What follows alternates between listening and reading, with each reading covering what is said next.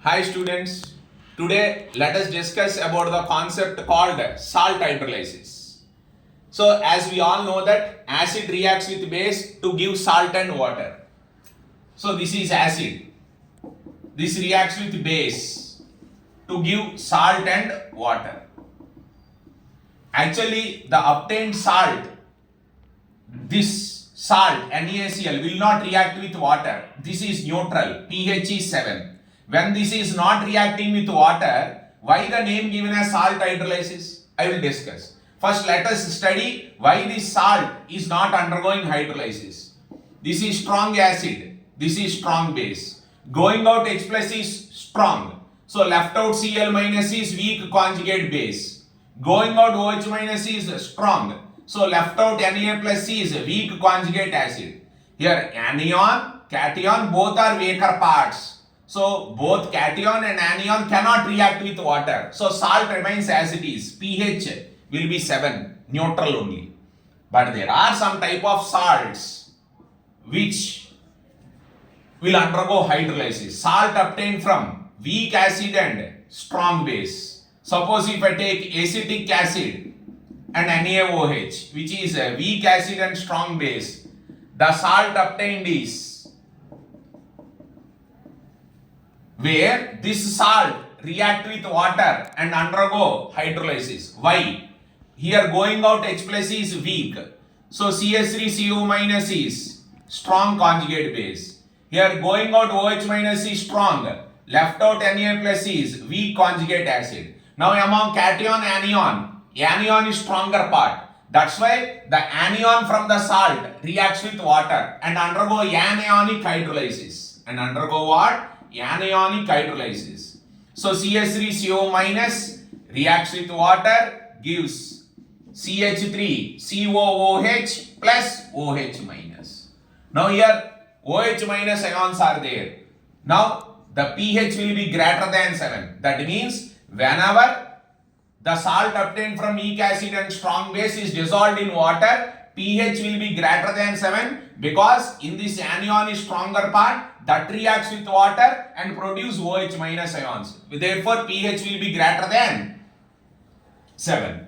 Now, there is another type of salt which undergoes salt hydrolysis where the pH will be less than 7. Further, the example is salt obtained from weak base and strong acid. NH4OH plus HCl gives NH4Cl plus H2O. This salt also undergoes salt hydrolysis. Why? Going out OH minus is weak. So left out NH4 plus is strong conjugate acid. Going out H plus is strong.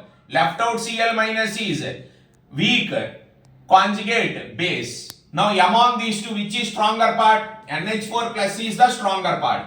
Therefore, NH4 plus undergo hydrolysis that reacts with water. In this salt, cation reacts with water and produces NH4OH and H plus ions.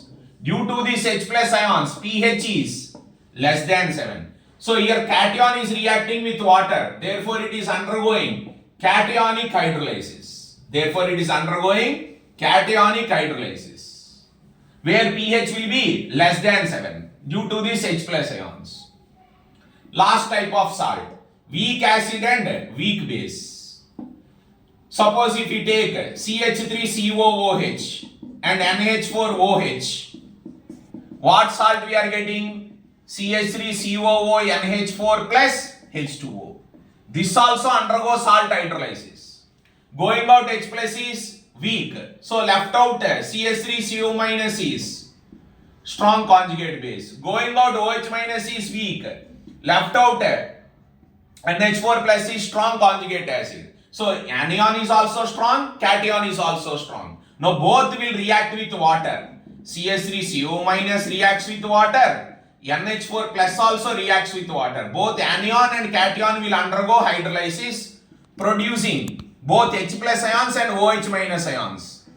COOH plus OH minus, and this is NH4OH plus H plus. So when both H plus and OH minus ions are there, you will think that it becomes neutral. Yes, here 3 cases are there.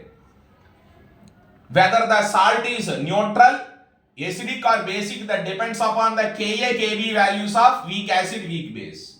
If Ka is equal to Kb, then the resultant salt will be neutral on hydrolysis. If Ka greater than Kb, the resultant solution will be acidic because Ka value is greater.